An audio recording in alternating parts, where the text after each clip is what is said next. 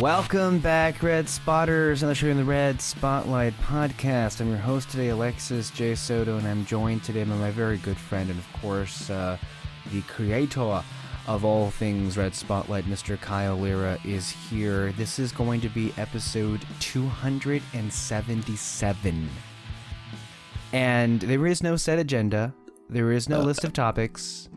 That was Kyle adding in his comment on the fact that it's episode 277. A burp might as well suffice, but hey, there's that. It just happened. There is no set agenda. There are no topics. This is one of those episodes where Kyle and I come together, we sit down, and we kind of catch up, and you're along for the conversation.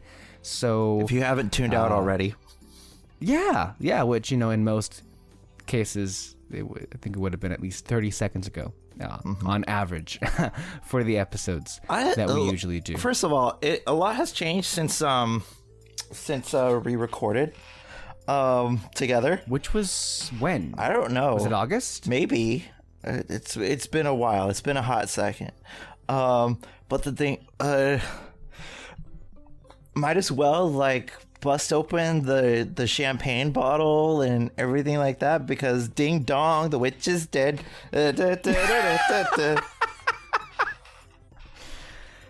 Yeah, that happened, right? Yeah, that's one of the more recent developments, but that's a big thing that happened since the last time. It's a damn good development. I got drunk election night, as you witnessed, vomit and all. Socially distanced, of course. We had a virtual drinking thing, and lo and behold, I freaking wasted.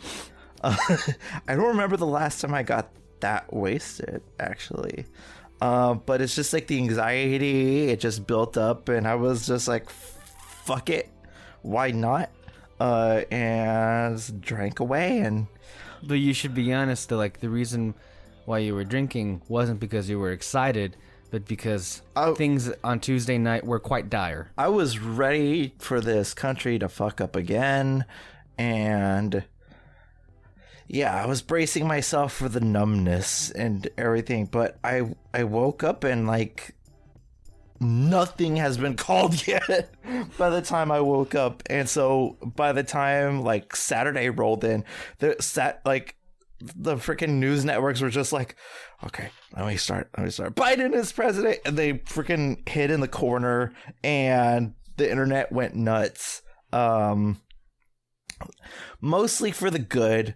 The latter half, probably not so good, but let's just focus on the good for right now. I was just so honestly, I was relieved. And when I heard Biden's speech later that night, I felt overly overwhelmed, if that makes sense. And it was so nice to hear somebody decent talking. It wasn't just sorry, I got Muppets on the brain. It wasn't a me party like another president.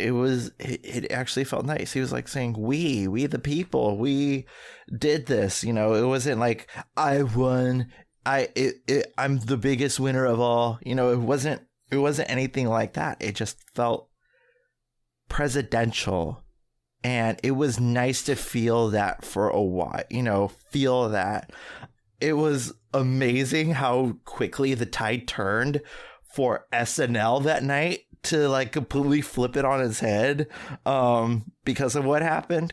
Dave Chappelle had to rewrite his monologue. You had the cold open pretty much started off like a CNN bit with Wolf Blitzer and John King, I think that's his name. The guy with the big old screen. Yes, that's him. That's John King. Okay. Yes. And just hearing freaking Jim Carrey as Joe Biden say, "Who's there?" the way that he would do it, it felt so. I wouldn't say vindicated, but it was just desserts. I'll say that because it just felt good. And like I could feel like everybody feeling like this deep sigh of relief. And for sure, we're not like Trumpists. We're not going to be like, sucking Biden's dick every moment we get. We will criticize, when he's pushing more towards centrist ideas more than, progressive ideas, and we will be doing that. We're not cultists. Who do you think we are? The Fantasy Fair? But but it's not one of those deals where we are like, because we could have had better. Yes, we could have definitely had better. But just the fact that we're going to have a Democratic president again, I think is just, I think that's relieving. And I felt like that wasn't going to happen. And it was nice. I don't know if you guys talked about it yet. Well, I was going to say, this is 277. Episode 276 will be going up before this one. And that was me and Peter basically doing a complete dump of election week and all of the, prognostication. The minutia of everything. Yeah. So we did a breakdown of how everything went down and what our thoughts were, with plenty of constructive criticism. So I think, on this show, I think it's been made clear that we're not exactly cultists or propagandists on behalf of the Democratic Party. I'm happy that, the next president is a Democrat. But I think we all are of the mind that there is considerable room for improvement across the board, and same old is just not gonna fly. But to your point about what you were saying about listening to that speech by Joe Biden when he, on the night that he was officially announced the president-elect, it was I think what you were trying to describe was a moment of euphoria, because it felt like at long last we have been freed from having to give any ounce of legitimacy or credibility to that con artist, incompetent, disgusting human being, as Han would say, a piece of worm-ridden filth of a president. For the first time in 4 years, we have spent literally 4 years of our lives waking up every single day. And a lot of those days, mind you, there would be horrible news stories that would break once every hour about what it usually involved this president trying to destroy something or dismantle something that could very much put the future of the country in jeopardy and subsequently the future of all of our lives. And so Donald Trump has been basically this presence of absolute menace in our entire lives for the last 4 years. And to have a moment where you're listening to the next president and you're reminded of what a president is supposed to sound like. Yeah. He was so reassuring. He was so calming. Finally, we can have somebody in the White House who not only knows how to do the job, but is actually interested in helping people more so than the Republican Party. I mean, we've had so many discussions about how far the party has fallen to authoritarianism and how extreme their points of view are when it comes to, discriminating against certain groups of people all over the country. Borderline fascist. Well, yeah. I mean, that's basically where I was going at, and that's kind of where it is, right? So to have this moment, and you know what, like, I'm not interested in having the back and forth about, whether or not it is that way. You have the president and his people still refusing to acknowledge the result of the election and trying to, do some kind of rigging where they want to steal it, and even though they lost fair and square. They're fascists. That's what they are. They're against democracy. They don't want to listen to what the people actually said. That's exactly what they are. And that needs to be defeated. That needs to be stopped. And so I think across the board, for that week, we were in agony because it was more than just an election. right? This election Yeah. was always about what direction are we going to go next? Are we going to be able to give a chance to fight back for this country and to actually make it a democracy? And when Biden was giving that speech, the day that it was called, with all of the momentous, wellspring of, adulation and joy and celebration in the streets, it just felt like the end of Return of the Jedi. It felt like people were breaking out their yub nubs, or in some cases, All I Want for Christmas Is You by Mariah Carey. Yeah. And there was like so many different things that really accumulated into that moment. I mean, it's so bad that frickin' like there was footage of London celebrating. Paris rung Notre Dame's bells when it was called. Notre Dame. You know how bad this piece of shit in the office was. If other countries... I mean, it is literally Return of the Jedi, because other parts of this world were celebrating as much as we were. And it's almost like in like the special edition, you see like Naboo, Tatooine, you see all these other planets celebrating the fall of the Emperor, and now we have it. We have that celebration. Celebrate good time.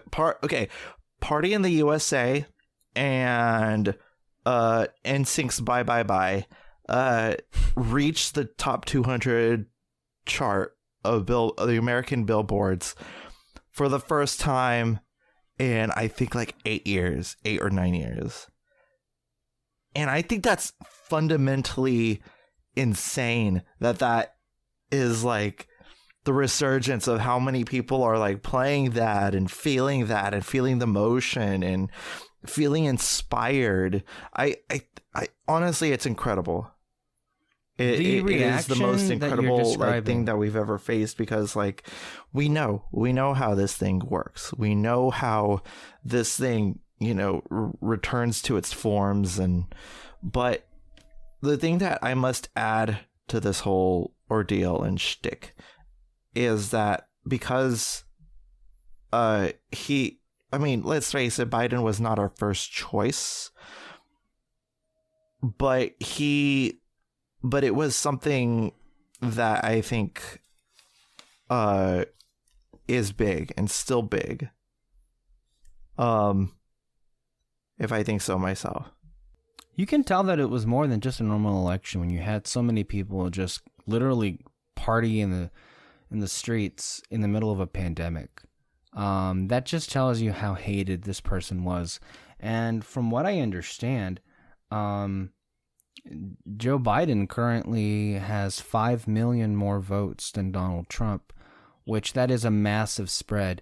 Usually, elections are closer than that. I think that Hillary Clinton only amassed 2.5 million, maybe a little close to 3 million votes between her and Donald Trump. But Joe Biden has already garnered 5 million more votes than Donald Trump and everything. So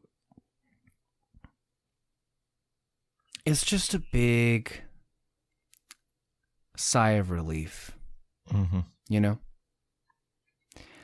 And that's not something I think we had last we spoke, but that one incident alone of Donald Trump losing the election is already creating a wellspring of new hopeful stories. It just, it's the promise of a president that is going to at least try and fight this pandemic and shut the pandemic down so we can get back to our lives. Mm-hmm. And it's so weird. I think Peter told me that Peter jokingly thanked the Illuminati on our last podcast. Because of course he would. For dropping the news of the Pfizer vaccine after the election instead of before the election. Because of course, as you're all well aware, Pfizer, the drug company, pharmaceutical company, announced earlier this week that they had created a vaccine that had so far been 90% effective at preventing people from getting infected with COVID-19. Dr. Fauci even further said that there could be the first couple of doses as early as December. So it's just, I don't know if this is the direction we were always going, but it just certainly seems as if the minute that Biden wins the White House, we have some good news. You know? How about that? Well, I'm just relieved. Thank you for That's the word for it. Thank you for tuning in, Red Spotters. If you like what you heard here, you can check us out everywhere. No, I'm kidding. That's not where the conversation is gonna end, but god damn it. Like, of all the shit that 2020 has put everyone through. Yeah. Like, what a hell of a finale for this season of America. Holy shit. Like, that was like the plot twist to end all plot twists. I mean, it there was a lot of filler in the middle of that finale arc, let's be honest, but the payoff was damn delicious, I must say. Somebody should have I don't know whose idea it was to do this, but daylight savings should not have started or ended, whatever it was, the week of the election, because that made everything even fucking longer. That honestly, that was the longest week of my life. Yeah, it felt like it wouldn't end, and now this week is just freaking like, let's go, flying by, let's right? Just fucking go. I think it's just because of our anxiety. I think that's what made it feel that way. For the state of the election and whatever, but it certainly feels like there was something, there's something in the water. Oh my god. I don't know. I cried hearing that speech because I felt like I was listening to something decent for once. I got some good. So did my mom. After 4 years, so happy. After 4 years of hearing nothing but garbage spilling out from that man's mouth, it was nice to hear somebody talk about something in a positive light. And with such humility, too. He wasn't saying, I didn't win this. We won this. Versus like somebody like Donald Trump, he would have taken all the credit and he said, me. It would be a me fest. But he said we. And I was like, okay, we're good. We're all right. And to end election night, I was going back to SNL. Foo Fighters were and they ended their performance with Times Like These, and the song, it's times like these you learn to love again. It's times like these you give and give again. What a perfect song to end like the election week with. Because it genuinely felt like times like these you learn to live again, because we are living again. We're not living in fear. We're now living in a moment of like a sigh of relief. And honestly, I'm just grateful for that. I'm honestly grateful for that. We're back to some sort of political normalcy now. At least for now, at least. Who knows what 2024 will bring, but let's just not think about that far ahead, shall we? Well, I wanted to say though, when I was watching the Biden speech, one more thing to add on it. I know my mom got very emotional watching it, and I was very happy for her because it's kind of the best way to make up, because her birthday literally falls like in the week during the election, one way or the other. Mm-hmm. So imagine 4 years ago, election day literally fell on her birthday. And she said to me, that literally ruined my birthday. Everybody was so concerned with Trump. Everybody forgot to call me. And then even then, Donald Trump, which is an asshole, she says she's hated her entire life. She's never liked him. And she's not a political person. And by the way, neither was he until he ran for president, to be real about that. Yeah. But it was nice to be able to undo that mess literally 4 years later, and Biden being elected instead of Trump in that regard. I mean, it was a 4-year late birthday present, but yeah. Yeah, literally. And I think it was the night, it was literally, I think, hours before her birthday this year. So it was Sunday. And apparently tomorrow, he's going to name his chief of staff. Oh, he already did. Joe Biden. Well, yeah, tomorrow, as of my brain just broke. You're right. Biden is going to announce a chief of staff tomorrow, formally, officially, but the news has already broke that it'll be Ron Klein, which is, I think, a longtime Biden associate, and he was the person who was in charge of Ebola during the Obama administration, which, if you recall, that was a prevented disaster here in the United States. So this is what happens when you hire the best people. Like, the real iron. There's so many wonderful ironies about the Trump administration, right? Right. Like, it's like, it was a fucking joke. Like, he promised when he got elected, or when he was campaigning the first time, it's like, I only hire the best people. Bitch, you only hire the worst people. Literally the worst people. He fired half his fucking cabinet the first year. And honestly, after the first year, I completely lost track. As soon as Sean Spicer fucking left, I was completely gone. I was just like, okay, so wait, so who's? Oh, Sarah Huckabee Sanders. That's who. Wait, Kellyanne Conway. What is she doing there? Oh wait. Okay, who's this person? Oh, it's just Jared Kushner. This is just a reminder. Look, this president never had any intention of governing like a real president. He literally, the only thing he knows how to do is run it like a reality TV show. And to his credit, from that perspective, it's been immensely successful. If that's what his goal was, to turn our lives into a fucking reality show, that's what he did. And the only thing he seems to enjoy doing is, who can I fire next? Literally, he lost the election last week. He hired, I think, his who did he fire? The Secretary of Defense. Yeah. And he fired a lot of Pentagon people. Yeah. They were gonna leave anyway, like in a couple of months. Out the door. It's like a day off from. It's like a day away from retirement kind of situation. Yeah. But yeah, I'm going back to Biden.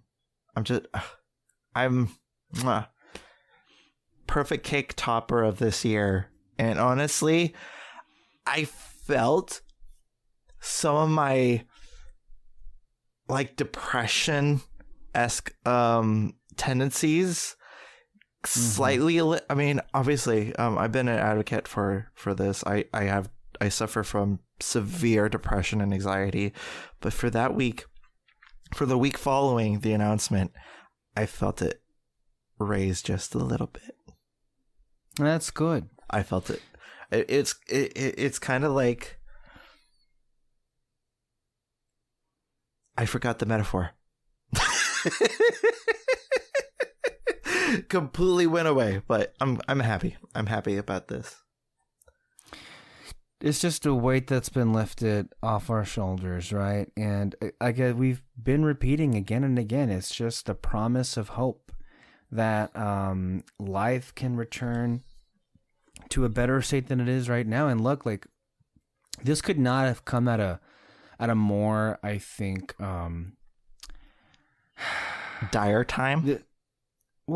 This good news that we're experiencing, when you combine the good news of Biden getting elected with Pfizer announcing their vaccine, or their potential vaccine, with where we are right now, this could not have come fast enough, considering the fact that COVID is now at uncontrollable spread everywhere in the country. Yeah. It's like the end of The Lion King. Remember, as soon as freaking Scar died, like all the greenery started to return in the Pride Lands. All of a sudden. Yeah, all of a sudden, if you put somebody in charge who actually gives a damn and knows what they're doing, look what happens. It is time. Yeah. That also gives us some hope for, look, the sooner we can have the vaccine distributed and administered, also would be the sooner we can get back to movies and enjoy all those things. But I guess we also have to, before we get ourselves too hopeful about those things, we do have to be honest, and that is like you and I, obviously as people that live in this country and in our state and in our county, I mean, at least I have been hearing a lot of rumors and a lot of things that are about to be decided, and it definitely seems like, if not now, definitely in the next month, things are going to be, we're going to go into complete lockdown again. At least the governor will lock us down again, because word around town is the cases are going back up. I've been hearing rumors that our local Costco, all of a sudden, without any kind of announcement, decided to reinstate their how many people they select to be in the warehouse at one time, whereas before they had been more lax on it because they were allowed to do so. And I think it's all but expected that in the other places, there won't be a lockdown. There just won't. Remember, the brilliant governor of California, Ron DeSantis, I think it was a month ago or a month and a half ago, the governor of Florida, I should say, and he lifted every single coronavirus restriction and the mask mandate, just like that, because he was convinced that the pandemic was over. So I think, the 20th of January is when Biden will be inaugurated. But we have to be very realistic about how long it's going to take for things to get back. I think with this, what we're hopeful is that there is a guarantee. There's the beginning of that light at the end of the tunnel that we can see getting our way out of this. But I think everyone expects that when Biden takes control of the country, there might be another lockdown, only because, well, no shit, right? If you've been paying attention, you know how bad it is. How are you? I want to know you, though. You and your family. And then maybe you with, because you're an essential worker, as you've been literally the entire year. How are you guys feeling, I guess, emotionally? You've put yourself out there, Kyle, for practically this entire year. And so far, you've had the good grace of God that you haven't been infected. Many of your coworkers, from what you tell me, many, if not all of them, have been just fine. You've taken the precautions necessary, and your family is all good from what you tell me. So I guess what I want to know, it's like, how are you guys? Are you kind of fed up with this pandemic? You mean, how do I do it? Well, let me tell you something.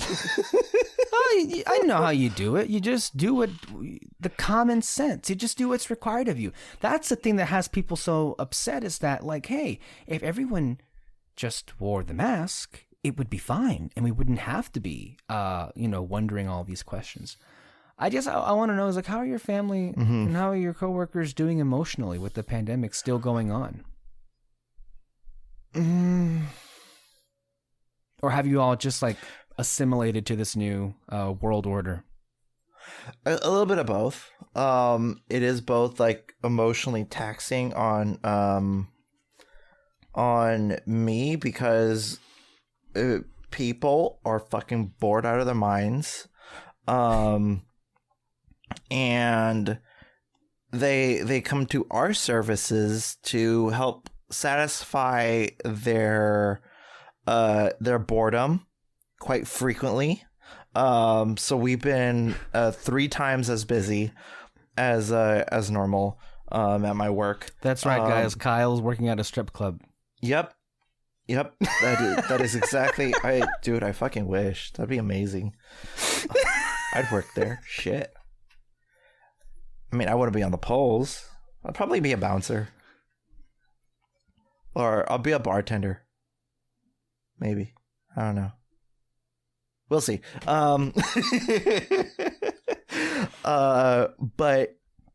So emotionally it's been really taxing. I mean, it's really upticked my my anxiety levels because of that, because I know people are partying. I know they're getting drunk, when they don't need to be, I am just out of my mind. I am so unbelievably done with people who act and they want to broadcast to the world just to show, hey, we don't give a fuck that there's a pandemic and we know that we're being irresponsible, but we don't care and fuck you. Yeah. And I just want to scream at the top of my lungs. Just today, one of my neighbors was throwing a birthday party with a fucking jumper, get this, in their front yard with tables, like picnic tables, all like clustered together with at least like 20 people there. That's the kind of area where I want to throw a firecracker at. FBI, don't come at me. But I think I'm more pissed off at that more than anything, that people are, being like that when they shouldn't be. Stay home, learn to fucking cook. Where was this the energy that people put into like, oh, I'm gonna make sourdough bread and everything like that for like the first week, and everything was fine within the first week of lockdown? Where's that energy? I wish that trickled down throughout this whole year. People gave the fuck up. That's what happened, and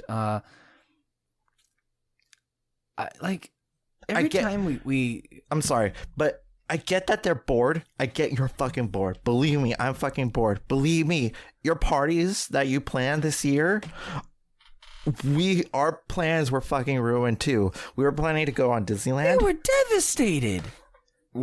They were incinerated.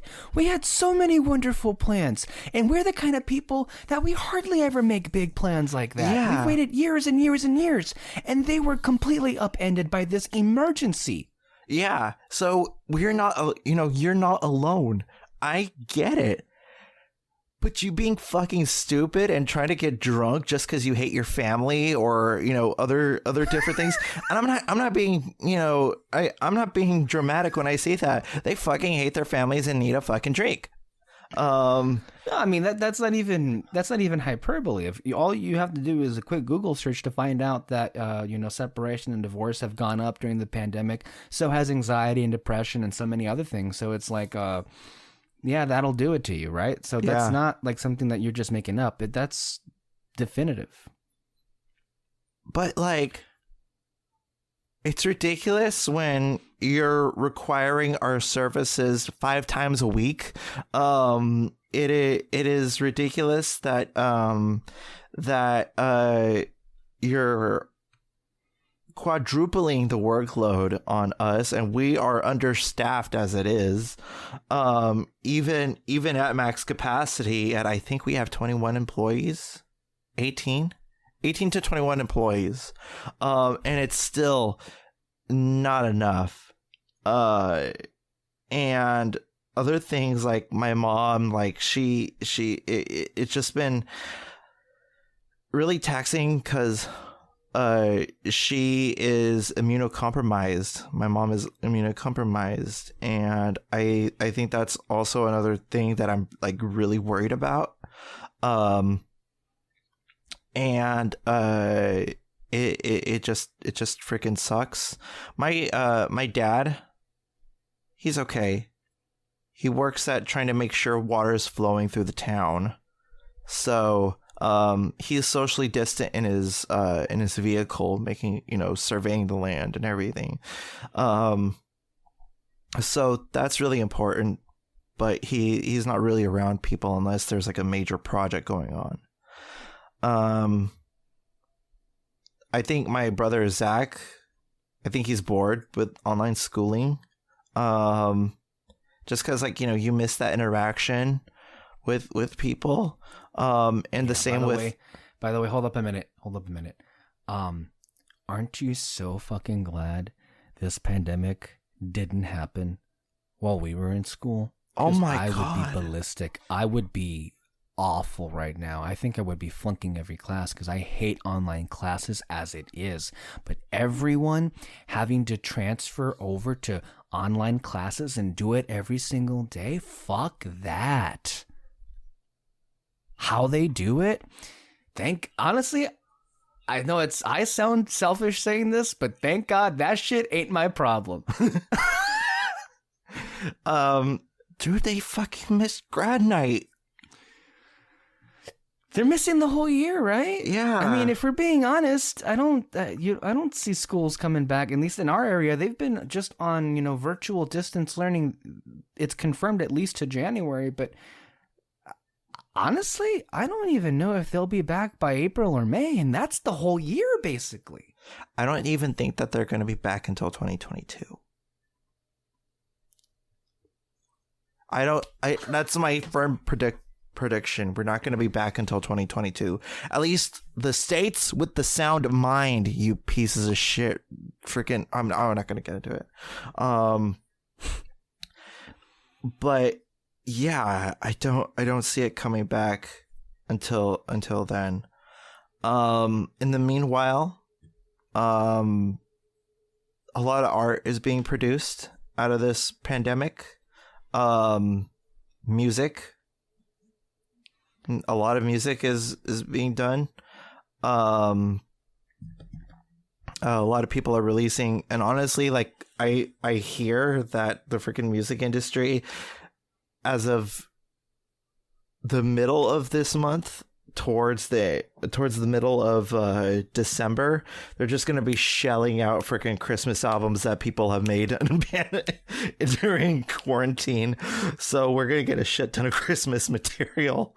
But I don't know. I'm just disheartened at the way people have been acting. Really. That's an understatement, man. If people got their shit together and staved their boredom for like at least 3 months, we would have been out of this shit already. President or not guiding this shit. We would have been out of this pandemic in 3 months easily. And then we would have gone back to our lives in what? July? August? But no. Yeah. It freaking sucks, but I think, I don't know. I've been working a lot. I've been making money. Money, I guess, is up, on the uptick. So I guess that's kind of nice. I mean, God knows we don't make any money on doing this. I guess that's nice, and Biden won. That's the only positives I could say, really. Well, I can think of one more positive. The weather has been lovely lately. The weather has been absolutely fantastic, darling. Yeah, that's such a small talky question or like conversation. The weather. Well, I mean, the weather has been nice. I'm looking for some good things to talk about, right? So, I mean, look, we live in a place, and we've talked about it often, where it's hot. I mean, we had the AC on as recent as just last Tuesday. Mm-hmm. Oh, but I think, yeah. Go on. Go on. No, I was just gonna say one of the weird circumstances is as soon as I think the day that the news networks called the election for Biden, it got cold, like the good kind of cold, the happy kind of cold. Yeah, it was like the weather very peculiar. But seriously, the weather was like the freaking phenomenal. Like I'm excited. I'm excited for cold vibes. Have you and your family put up the Christmas tree yet? We've been talking about it. I've been floating the idea in my mom's head because it's her and I that usually get excited for this. We did, however, go shopping for some new Christmas decorations for the first time in a long time. Ooh, okay. Yeah, we went to Kirkland's, and which is a personal favorite of ours, chain here in the El Centro metropolitan area, as it were. I just threw in that word because fancy. I wanted to. Yeah, so we bought some, decorations and stuff to put on the tree. Something to make the ladies go, ooh, that's nice. That's nice. Yep.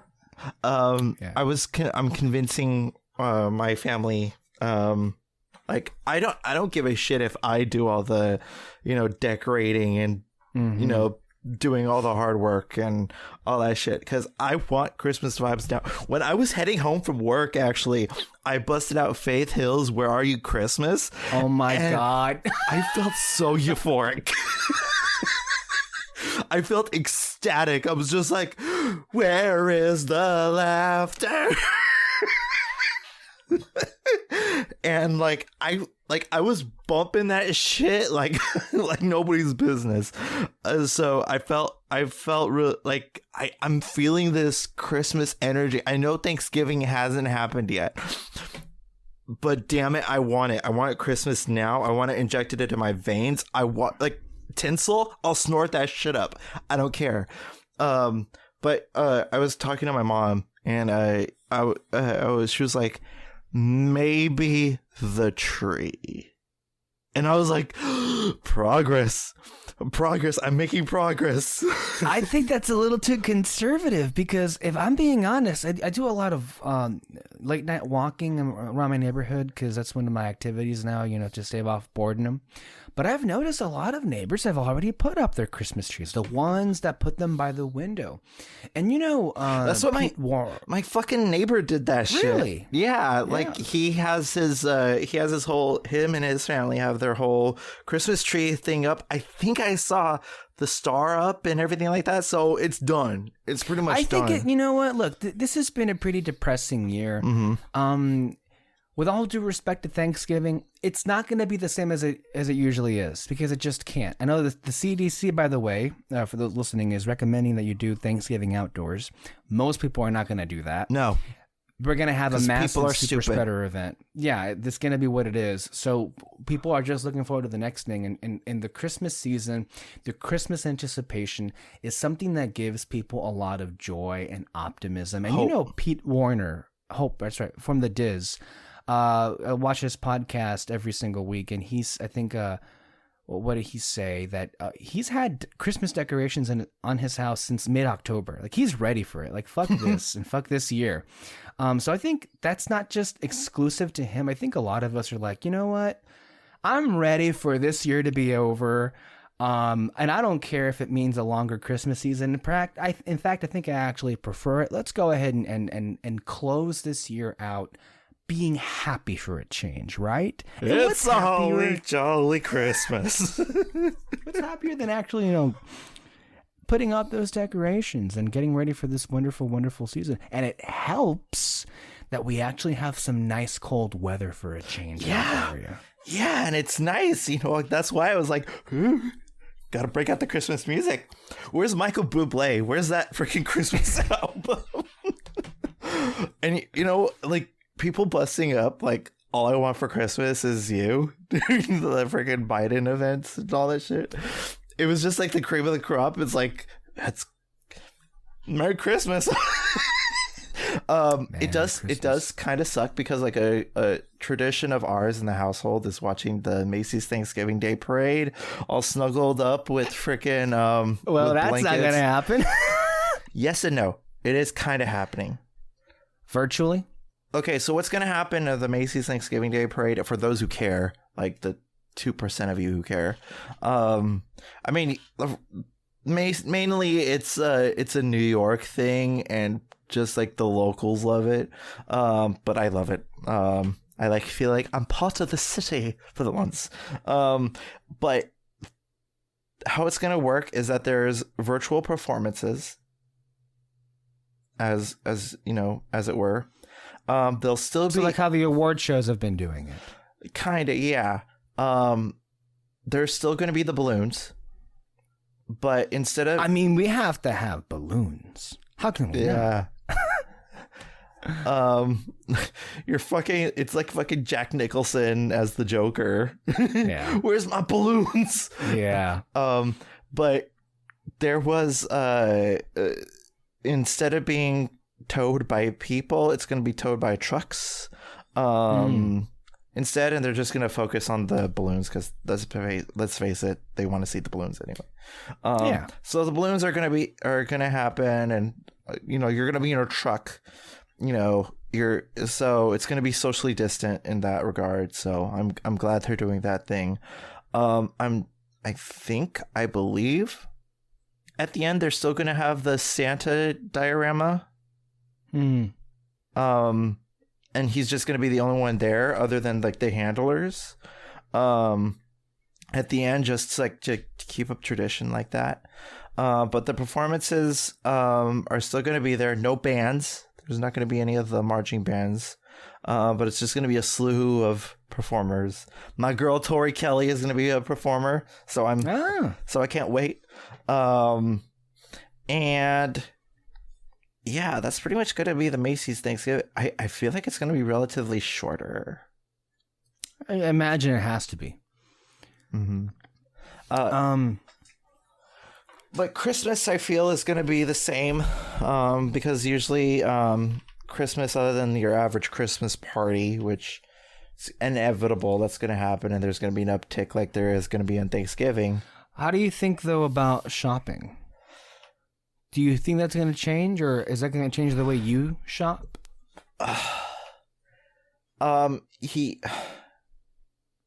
Not really, because I sporadically do like a little bit of online, a little bit of physical shopping. Right. I'm just gonna do it all like online. This year, it's gonna be a lot harder to hide it. The fact that Christmas presents are coming in, but nevertheless, it's still gonna be Christmas and all that. Let me tell you what, though, this Christmas season, Jeff Bezos is going to get a whole hell of a lot richer. Fucking Amazon. Yeah, a lot of people are going to order off the Amazon, and poor workers. Work faster, slave. Kind of thing. It's going to be miserable. I feel bad. Yeah. Yeah. So you've been, I've been in the Christmas spirit. I was waiting until. Have you bust out the Christmas music yet? The minute Biden was called the winner, yes, immediately, because I was waiting for it, but like I needed a reason to be happy, and so yeah, I've had my playlist. So Biden available. Winning, was it enough?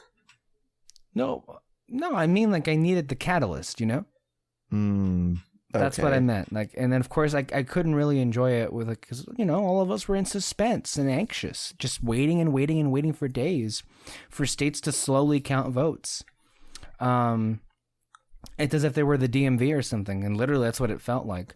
Arizona didn't, I think, get called, and even then, some places haven't even decided Arizona because they're still counting some votes. So it's like it's fucking ridiculous. Our system needs to be overhauled completely. This is no way to run an election. Honestly, but here's the thing. It would have ended a lot sooner if, Mr. Loser Pants didn't say that, you should count the mail-in ballots afterwards. Yeah. That's all that's being counted right now, mail-in ballots. Generally, I've also been in the Christmas spirit because I've, oh my God, I don't remember when exactly I started my Doctor Who rewatch, because this is not the kind of like binge where I'm like, I think the kind of binge that I'm known for. I've actually been taking my time with this one. So I just started season 10, rewatching season 10. Season 1, I want to say that it was either June or July And usually when I binge through things, I can get them like in 2 weeks tops. Like 2 weeks could, tops. Like, honestly, you'd finish like 12 seasons worth of material in like 2 days. Yeah. Like, I'd be like, oh, okay, you're starting that show. Okay, oh, that's a lot of episodes. Okay, good luck. See you on the other side. And then 2 days later, you'd be like, oh my God, I finished the show. I don't know what to watch now. I'm like, well, no shit. Yeah, that's what happens. No, but I've been taking my time with it, slowly going through all the different eras, falling in love with all of the different eras again, and then, transitioning to the next different set. And I think lately in the last 2 or 3 weeks, I have been 2, 3, or 4 weeks. I have been covering seasons 8, 9, and I just started 10. And the Christmas specials, Last Christmas, Husbands of River Song, The Return of Dr. Mysterio, all very fun. The Christmas specials are some of like the more like, I really am charmed by them, as I am with Doctor Who in general, right? Mm-hmm. But there's something about those episodes that just get you in the mood, even though like a lot, like I think the ones, especially the ones that I just like listed off, don't really have like a central Christmas plot. They just happen to take place during Christmas. It's the atmosphere that gets you in the mood to it. So, yeah. Last Christmas and Twice Upon a Time, that was more Christmas centric. But Husbands of River Song, right? And The Return of Dr. Mysterio, those weren't as centric. I mean, yeah, magical, especially Husbands of River Song. I mean, I want to ask you though, since we're here, what are your how would you rank your Doctor Who Christmas specials? Do you have like an all-time favorite, some least favorites? I'm very partial with Peter Capaldi, so those are going to rank high. Yeah. Peter Capaldi is both Kyle and I's favorite Doctor, just in case those wondering. So we're very partial to anything in him. Because let me just tell you, to give you time to think of an answer, right? I just finished the phenomenal season 9. And there is, honestly, and again, I love Doctor Who in the sense that every episode I like, and I love every Doctor and whatever. But of course we have our preferences. I think creatively, maybe season 9 was at a peak. Because I think the show was literally firing on all cylinders that year. You have like the peak Doctor, Capaldi Doctor, and Clara chemistry. And I just was a big fan of the 2-parter structure. I think they were all very good stories. It felt more like centered and focused on character, and it had like a wonderful through line from beginning to end. Mm-hmm. So like I've always said that like 4 and 9 are my favorite seasons of the show. And I always go back and forth, but having like recently like finished 9, I'm like really high on that season. Of the 9th season, yeah. And by the way, that was my first like season in terms of like watching the show week to week. I had binge watched all 8 seasons, I think, before, because it was 2015, remember? It's 5 years old, that season. It was 2015 when season aired. Time, man. Time. Time's a bitch. But I was the same way with you, but except the season previously. Season 8, yeah. With 8. Which is also very strong. Yeah, very strong. I mean, Capaldi's era is like solid. It's a solid season. I think in terms of written, I think Smith's is probably the weakest. Which? Oh, you mean the eras? Yeah, in terms of like writing. Gotcha. Yeah. Tenets was really strong. Eccleston, God, that damn good strong point to like in terms of like writing. And Capaldi's is like top tier Doctor Who for me. Chibnall's, I wouldn't rate Chibnall's yet because it's still ongoing. So I'm not going to do it until Whitaker's era is complete. Hopefully not anytime soon. Today, actually, they started filming again. I saw that. And I was actually like, oh, okay. We'll see how it goes. You said not anytime soon. Isn't the expectation, though, that this is kind of it? Because don't the Doctors usually just do 3 seasons each? The thing is that last time after Series 12 aired, they talked to Jodie, and they were like, is the next season it? And she's like, I'm not going anywhere anytime soon. So... Okay.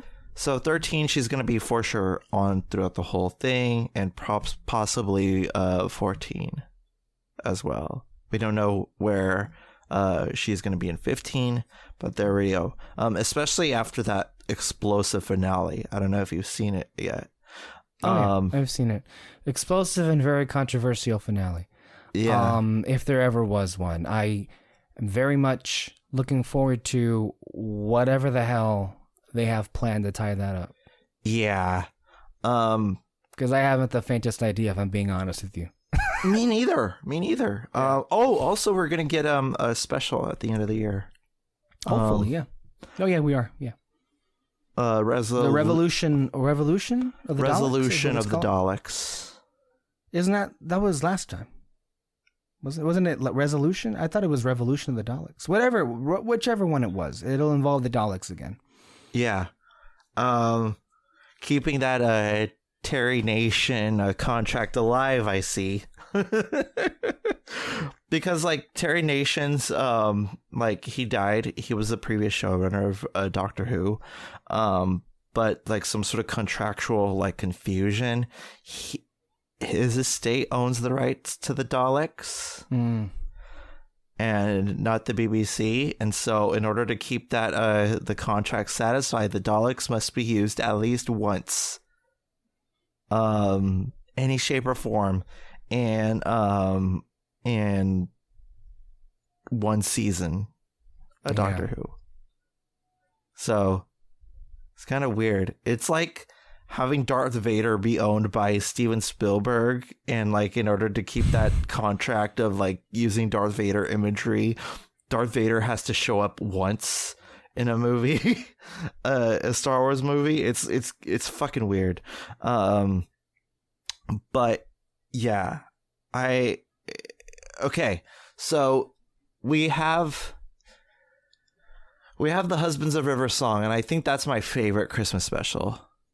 Really? I love that one. I love Husbands of River Song because like the dynamic between Peter Capaldi and Alex Kingston is just undeniably delightfully charming that I can't help but smile. Like it's the kind of dynamic that pops. Yeah, in many ways more than one. But yeah, and especially when Peter Capaldi sees who she is, and he's like River, and and the twin the Tower of his Beryllium. I think the that's Twin what it's Tower. Called. Yeah. Oops. Sorry. Oh shit! No, that's a completely different. The Singing Towers of Beryllium. Yes. Yes. Whoopsie. Oh my god. If I triggered or got anybody upset by my previous comments, I 100% apologize. I love that one. I think my next favorite one is the first one with David Tennant. Christmas Invasion, I believe it's called. Yeah, Christmas Invasion, because like number one, this is our first taste of what David Tennant would be.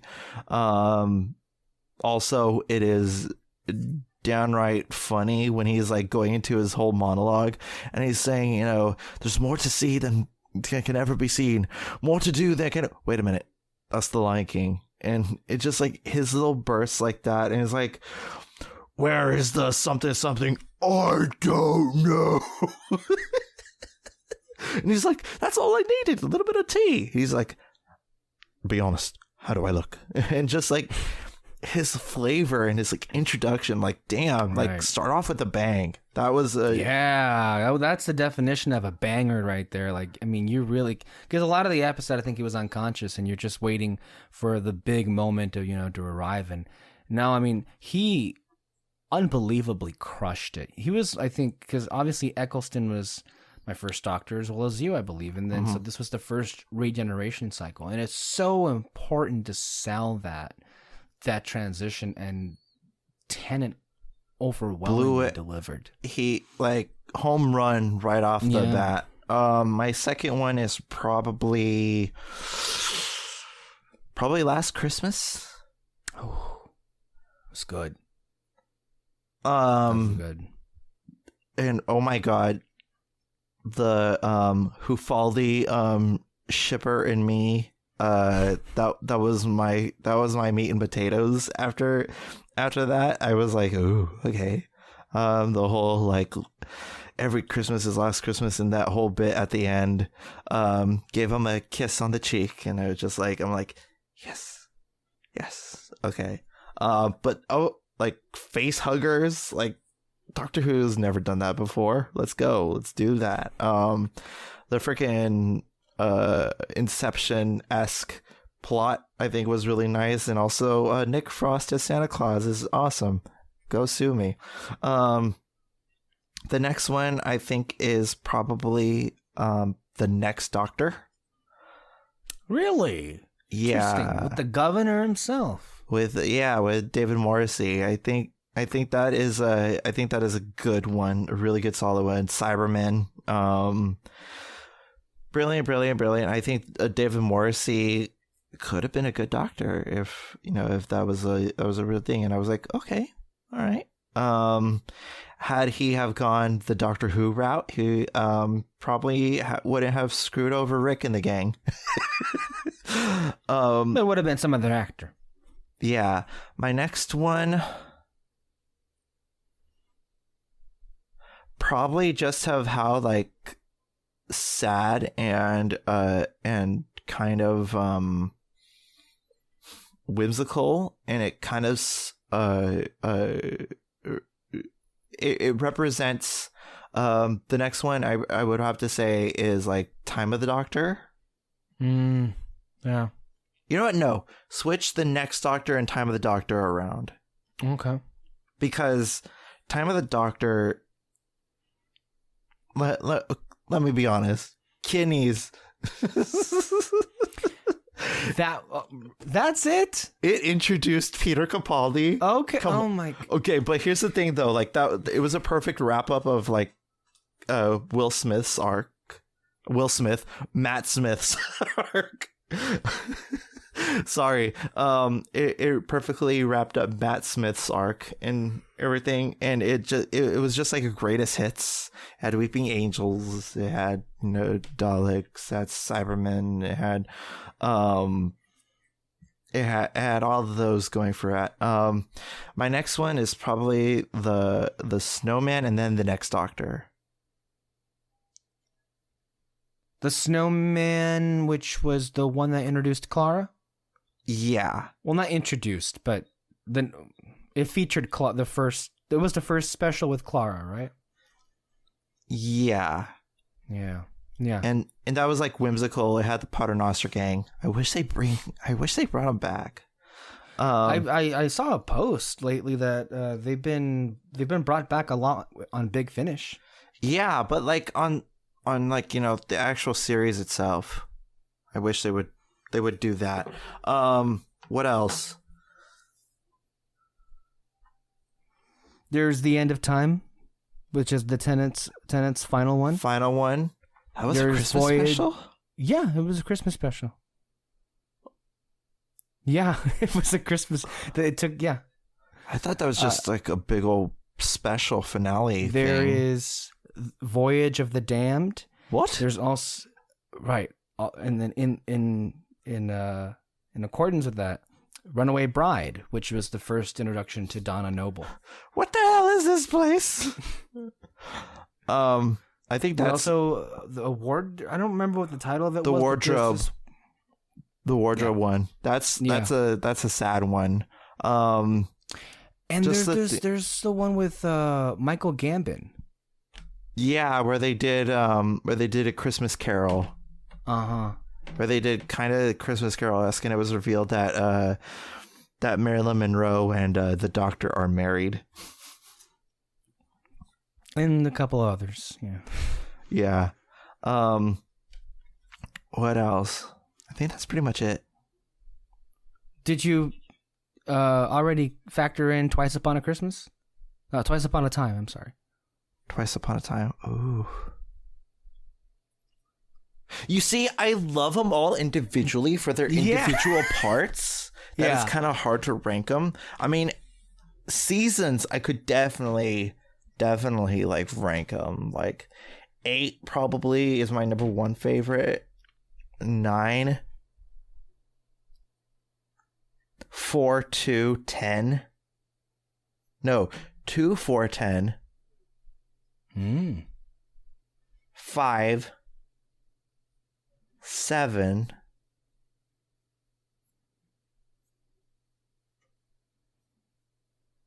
and 6. Wait, 3 and 6. 3 and 6. I'm not factoring in Whittaker's run yet because it's still at large and not completed, and I have to look at what those individual seasons did as a whole first before I could tear it apart. So I'm not counting those yet. Also, she hasn't had a Christmas special yet, right? No, it's been New Year's specials. I would feel, I don't know. I guess those don't count, right? No. Is the upcoming one not also going to be New Year's again? It's looking like that, but who knows? Maybe BBC will surprise us. They'll be like, hey, it's airing on Christmas. Because I think I saw that someone had accidentally leaked that it was going to be a Christmas one. I don't know, whichever one it is. But yeah, it's a lot of these conversations don't include Whittaker's era just yet because it's not complete, and also there hasn't been a. I guess for me, like I the more I think about all of the Christmas specials, the more I realize how I appreciate and love them in their own way, and the more challenging it comes to, you know, ranking them, right? Because like you don't want to like you're gonna be put in a position where like you have an episode that you really really adore, but it's like at the bottom of the list. Yeah, you know, and a lot of these I think we have such love for. I liked Return of Dr. Mysterio, but it's not my favorite. No, but I really like that episode. You know, it's like, it's more, if that episode feels more like a comic book episode than a Christmas episode. I feel like that it was entertaining for me, but I was underwhelmed by the episode. Yeah, especially it's like what came before it was The Husbands of River Song, which that was literally what came before, because Doctor Who took a hiatus that whole year. Honestly, like the impact of Clara was too much.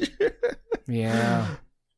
But yeah, I honestly like I love Doctor Who. I think we love Doctor Who. Are we qualified as Whovians? I don't know. I mean, I adore the show. I think honestly it's such a beautifully made program, and to me, what is so beautiful about it is that it does like what my favorite TV shows do. It makes an unapologetic case for love, kindness, and happiness. Mm-hmm. No matter who you are or where you come from. Like the doctor's speech when the Zygon inversion or invasion? Yeah. Inversion. Yeah. Fucking kills me every time, man. Yeah. No, yeah. Yeah. So that's our Doctor Who talk. What happened? What have you been watching lately other than Doctor Who? Well, that is a very good question. I'm at the moment, because, and this would bring into call attention anyway to other stuff that we have go on. Much like you and Moreno are doing Muppet Month, Peter and I are doing Guillermo del Toro Month. And so I'm diving into the works of del Toro that I haven't experienced. So full disclosure, before this, the works of del Toro that I had previously seen was Pan's Labyrinth and The Shape of Water. And that's basically it.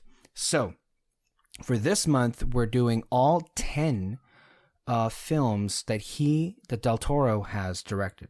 So thus far, I have seen what is titled as his Spanish language fairy tale trilogy, which was 1993's Kronos. I want to say this was 95 or no, this was 2000 something, 2001 or 2 or 3. The Devil's Backbone, and then I rewatched Pan's Labyrinth the other day, and obviously I'll have more to say on that one. But he is such a unique individual as a filmmaker, and it's unique in the sense in terms of like what his creations entail in his movies are so vivid and so descriptive, and it can range from fantastical to haunting. I think that's the true mark of an artist. There's that special touch that Guillermo has, that really is quite beautiful, and I think something that maybe isn't as understood. A lot of his stuff can verge on horror, but it's really a lot of wonderful, hopeful stuff. You know, he has a lot of humanity in his movies, and so I've been catching up on that. Are you guys going to tackle the Hobbit trilogy? Well, he didn't direct those. He didn't direct them. I'm just making a joke. that was Peter Jackson that did those movies, right? Yeah. Which is, that's a different conversation. So we're doing Mimic, Hellboy, Hellboy 2, Blade 2, Pacific Rim, Crimson Peak, Shape of Water, and I believe those are it. So those are the movies that we'll be talking about that I will be seeing. Ooh, I can't wait till you delve into Hellboy. That's going to be interesting. Because I love those movies. I'm sure you do, and a lot of people love those movies. A lot of people were disappointed when they went ahead and made another Hellboy without Guillermo del Toro. And guess what happened? It bombed. Nobody cared about it. Yeah. No shit. Now, if it was Guillermo del Toro and Ron Perlman, Samuel Blair returning, Doug Jones. They had plans for a Hellboy 3. Maybe one day someone like Apple or Netflix can fund that shit and make it. Yeah. And people will be there. Because I think Peter mentioned that Del Toro's next movie is doing a Pinocchio movie. Yeah, and you know how like delightfully whimsically fucked up like his works are? I think it'd be amazing to see Pinocchio done by Guillermo del Toro. So yeah, I think that'll be very interesting. So you've just been in Del Toro mode the whole time. Well, not fully as of yet. Lately, you have to factor in I've been consumed, or I should say inundated, with election coverage the last week or so. So that's thankfully died down. So I can now put my focus back on that. But recently, if I'm looking, in the last month, I finished my initial watch of Michael Schur's The Good Place television series. And I might say it is, I think David, Francisco, and I have already had one episode that's live right now, and we'll have another one coming up talking about seasons 3 and 4. It's an amazing program. It's a wonderful showcase, talking about ethics and everything. But it also, I think, is one of those little shows that you get so invested in with the characters, and it means the value of a program like that I don't think is even capable of being described in words. It had a profound impact on me, and it was a source, like many of these television shows like Doctor Who and The Good Place, mind you, and in particular the television shows. So let me tell you, so this year So The Good Place, Doctor Who. This is a list of shows that I've new or old watching or binge watching. So The Good Place, Doctor Who, Schitt's Creek, Haunting of Bly Manor, Haunting of Hill House, The Legend of Korra, Avatar: The Last Airbender, Star Wars: The Clone Wars, Agents of S.H.I.E.L.D. have their final season. All of these shows that have thankfully on a timetable replaced one another as the year has gone by has, has been a source of joy, honestly. And it's helped me really cope with a lot of the darkness that we've had to endure this year. So again, I had fallen out of favor with television shows in the last few years, but the pandemic happened and there weren't any movies, and that isn't to say that there haven't been good movies that we've seen or we will see, but movies in 2020 haven't really been a thing. And I was actually just thinking about this. I think it was earlier today, Kyle, or maybe it was, earlier today, because I was watching a Pixar video or something, and I was just recalling how much fun we had watching Onward, which was our very last theatrical experience before everything shut down. You, me, and Peter were, just enjoying the movie and laughing as hard as possible. It was so... it made me feel nostalgic because in these days, theaters aren't really a thing. Yeah, and it's died down. And then after that, we had dinner, and I think that's the last time we had like a final hurrah like that. We were talking about all of these plans. Peter and Lexi, his girlfriend, they were scheduled to go on a Disney cruise. We were trying to plan some things for our Disneyland vacation, which all of those things literally came crashing down. A little movie. I don't know if you know about this. I'm a James Bond fan. Really? Yeah. I had no idea. I mean, I don't think it's been mentioned at all in the last year, because it really hasn't. It was a headline that was hilarious that said that Donald Trump is the first U.S. president that didn't get to have a Bond movie debut while he was the president.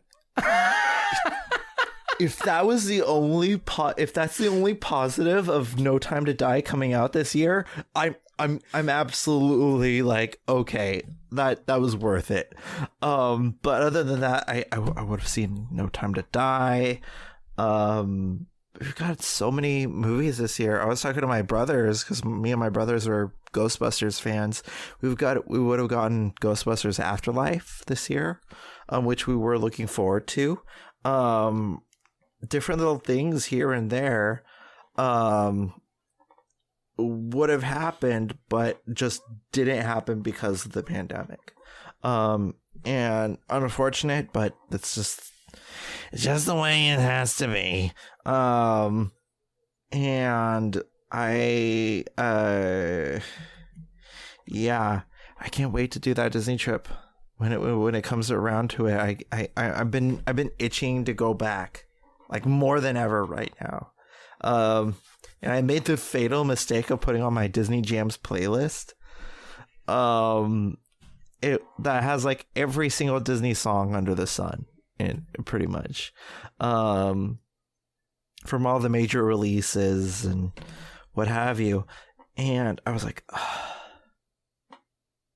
a little bit of this Disney magic would sure be good right now. Hopefully we'll get to do that in the near future. Yeah, man. I watched I was gonna ask what you've been watching. I've watched a couple of things. I watched a movie called One Flew Under the Cuckoo's Nest. It's a very well-known movie. Damn good movie. I love it. I also saw Needs No Introduction with David Letterman on Netflix. Impressive show. impressive show. I like how like it's an expanded David Letterman interview, which he's a great interviewer. He loves, he really gets down to like the human element of people that I find really fascinating, and the way that he would talk to these people. I saw just recently I watched the Robert Downey Jr. interview, and he was talking about like, how did you feel growing up with the prolific father figure as Robert Downey Sr.? And they trickled down from that, talk about Less Than Zero, and they talked about how he felt when he first donned the Iron Man helmet, and just like little things like that, those little insights on some artists in the showbiz industry and how they work out, and it's damn impressive. I'm halfway through the Howard Stern episode that he did, and it's pretty damn good. I like seeing David Letterman. Period. I don't know if you guys know this. I love talk shows, and I love the way that talk shows work and everything. So that's definitely up my bag. I love it. I mean, Howard Stern, talk about a name drop. We wouldn't be doing this podcast if you hadn't been an avid Howard Stern fan. He's the whole reason you had the idea of doing any kind of podcasting. Yeah, because I was like, I want this kind of fun. I want it, and I honestly, we could have it right now, and record and do all that shit. And honestly, I good choice, Kyle. I many years, before, I think 2012, I was throwing around this idea, and so here we are. What was it? There was a moment in the show where David Letterman, Robert Downey Jr. invited him to his farm, and he has like animals and everything like that. And David Letterman was like, yeah, Pepper was there, and Guna Morgan was there too. Moon, yeah.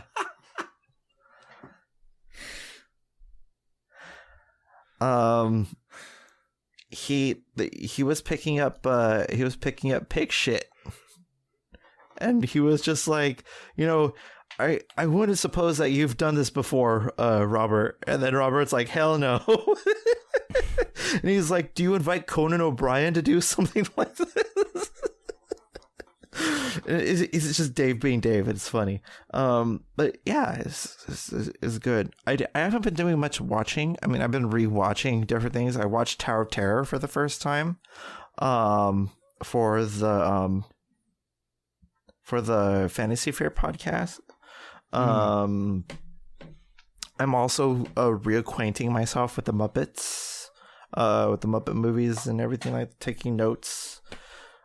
So I've been doing that. Other than that, not much watching. I've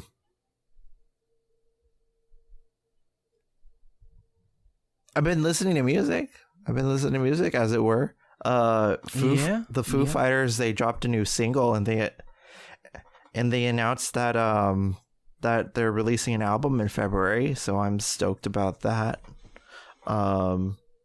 It's just one of the things that you have during the free time in the pandemic. I've also been getting back into my music again. I've even so a couple months ago, I told you that I was curating a playlist with all of my favorite movie and TV show themes.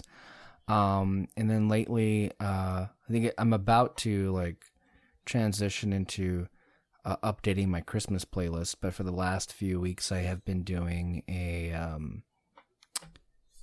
playlist of some of my favorite artists.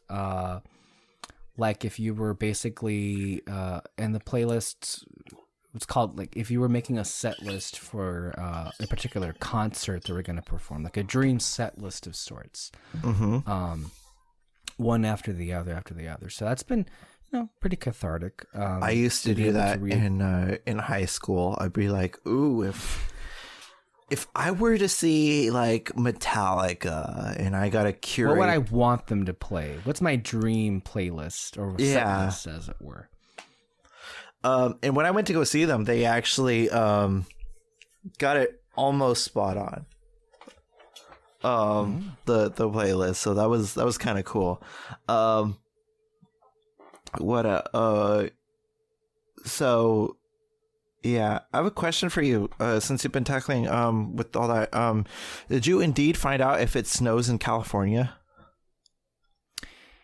That's I've seen no evidence of that, although there are these stories that I hear about our hometown that sometime in the 1930s there was an instance where it snowed. Yeah. Maybe.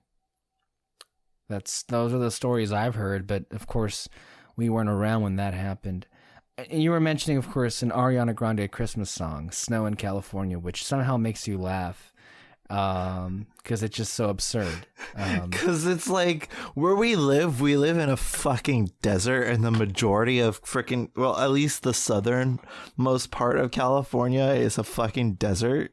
So like it's absurd. They're like, snow in California? What the fuck? Are you high?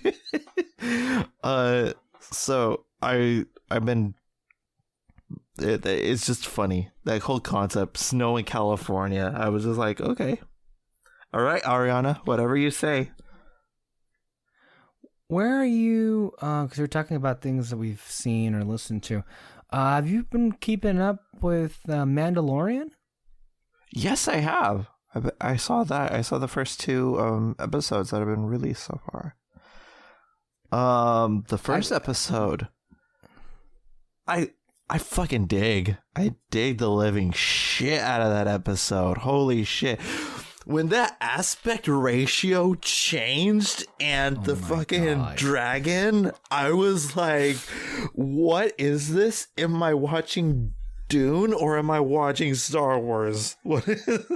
And I was blown away. I loved every bit of that. I love the plot. I love the Timothy Oliphant. Like, give me more of him in the show, because he's damn likable. I love him. Also, like his deep want and like for this community that he's in, and just like this community, as barren as it may be, it was very like I don't know, it felt lived in, and I feel that when I watch like A New Hope and stuff, because I feel like this world is lived in, you know, and I love when Star Wars shows me that this world is lived in. It's not just like, oh, that's just another planet and all that stuff, which Clone Wars can tend to get like that. Like, oh, it's another planet. Oh, it's another planet. Rebels does that too. Sometimes in the sequels, I felt that way. When they reached Maz Kanata's planet, I didn't feel like it was lived in. I just felt like, oh, it's another planet. I mean, it looks beautiful, but it's just another planet. I feel like this part was like part of the desert was like lived in. I actually loved that part of all the stuff. Also, it's nice to see like the Mandalorian coming in to like help with society and all that stuff. I mean, I know you didn't like the episode previously in the Mandalorian, but the Bryce Dallas Howard episode, directed episode where the Mandalorian helped out this village from all these raiders. I love that episode because I like when he is actually helping out a society. I mean, it's very grounded in like Western stories, and that's what I came to watch the show for. Though, you know, Star Wars but Western, you know, and that's pretty much what I came to watch The Mandalorian. Plus the addition of like the fact that it's a single father now, and that delights me as well. Second episode it's a nice episode. Baby Yoda be fucked up. Could you tell it was a Peyton Reed directed production? I couldn't tell, but the fact that it had a lot of bugs in it, I was like, okay, it's Peyton Reed. Yeah. No, it's interesting, right? I have a much less favorable take on the show overall. I think that's been well documented, but I really thoroughly enjoyed that premiere, that episode 1. That was really good. Maybe it had just been it had been a while since we've seen anything Star Wars, but I was just really entertained and honestly kind of invested in it. I think that the longer runtime really benefited the story and the episode. I really loved Timothy Olyphant. He's a great actor, and I think he was perfect as Cobb Vanth. I was having this discussion with Peter and Alexis. They were very annoyed of the Boba Fett armor being featured throughout the episode, and I wasn't so at all, only because we've talked about the rumors that were happening in season 2, so I guess I kind of already knew this is coming. And then him so showing up really, at the end. Yeah, Tamora Morrison was back there at the end, so it's like, no, but that was it. What I think struck me is just how beautiful the episode looked. It honestly just got me a little upset because, oh my God, what so many shows would kill to have the budget this thing has. It was beautiful. Yeah. That dragon, oh my God, that dragon. It was what, film quality almost, as close as you can get. Like, and I liked for the first time we get a different portrayal of our Tusken Raiders. They're not necessarily the bad guys. Just they're not animals portrayed, and they weren't slaughtered like. That's exactly what Peter said when I brought that up. Literally exactly the same thing. And the women and the children. Oh the children too. I hate it.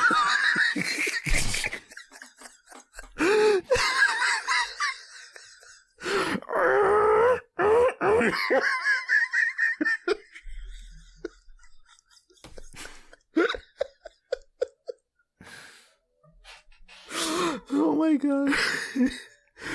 But yeah, the Tusken Raiders, like the show brought an element of humanity that you never seen before, which is nice.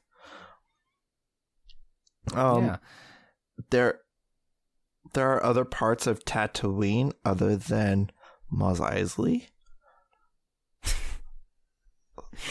Like, it was cool shit. to see. There's a lot, yeah, and you know what, like, a lot of the times, collectively, we do crap on Filoni and Favreau's tendency to throw in and shove in as many Easter eggs as possible. But sometimes they work.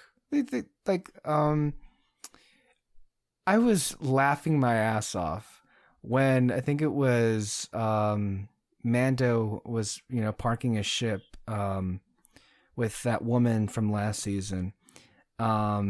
And then we cut to R5 from A New Hope.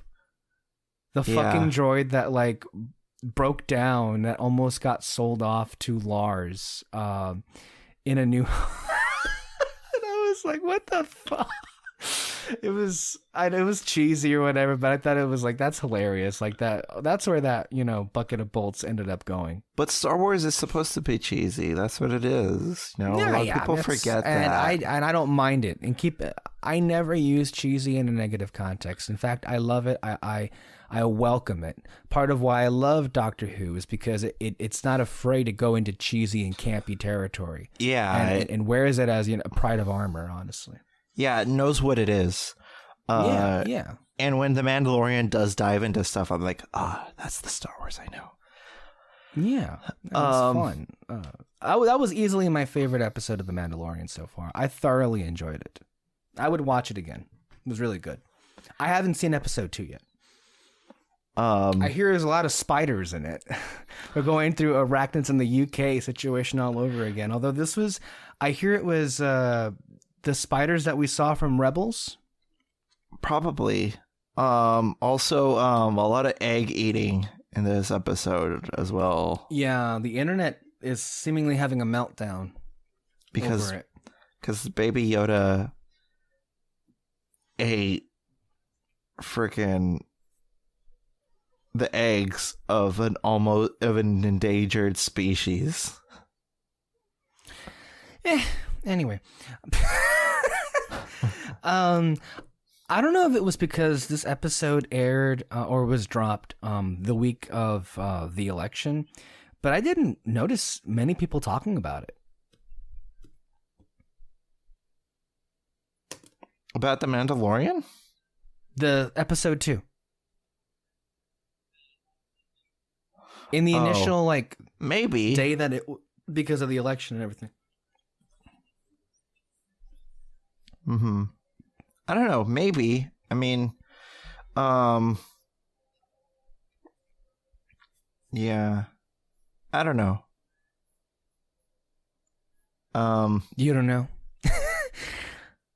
So, are you excited for the remainder of the season? Are you having? I know that last we spoke, you had some worries about what shit they could pull with season 2 with certain characters. Yeah. Where are you at right now? It looks like they're going in creative directions, like more creative endeavors that they did beforehand.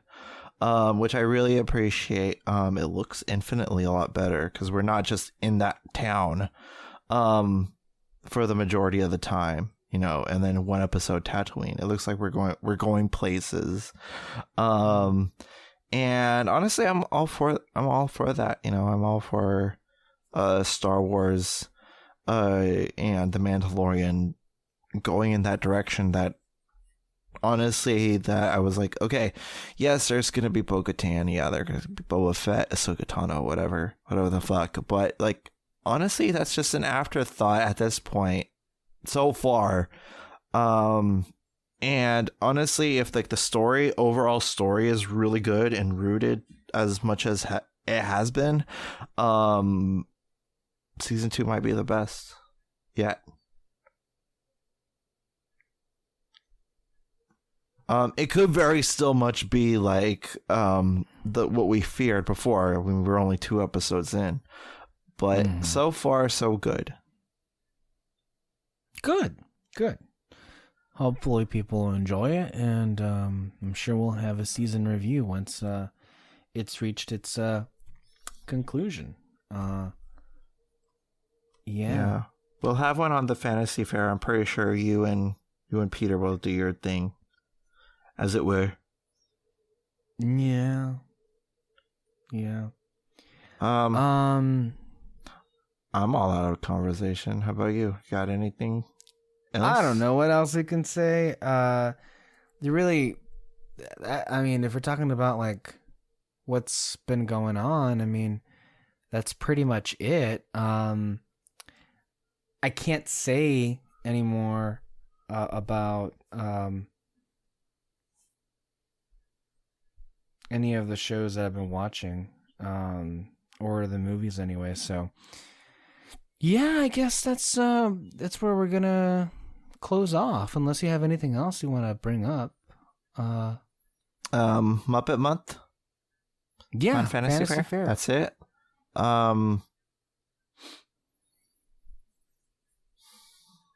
December, we're gonna be doing The Mandalorian. We're gonna review Soul when that comes out on the Fantasy Fair. So yeah, that's pretty much what's permanently planned.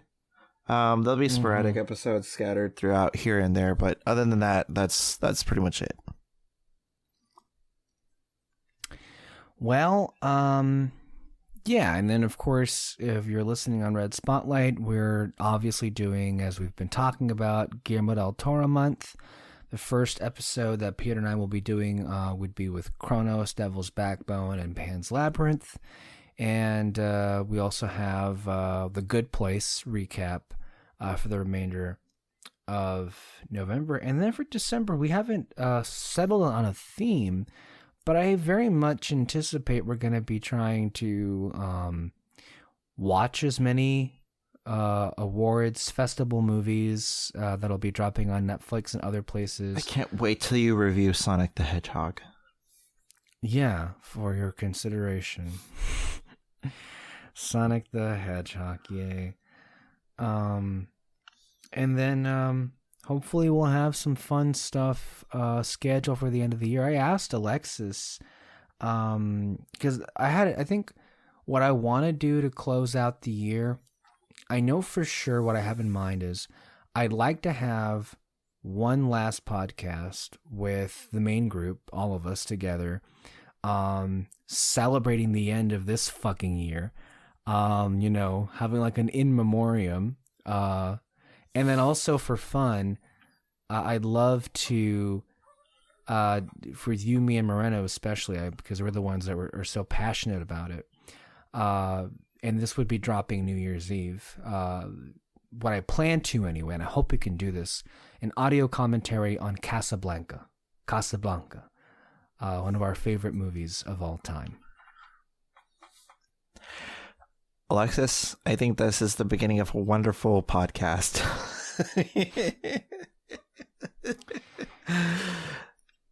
Yeah. Until next time, go ahead. Let's do it. Yeah, let's do it. Yeah. Let's do it.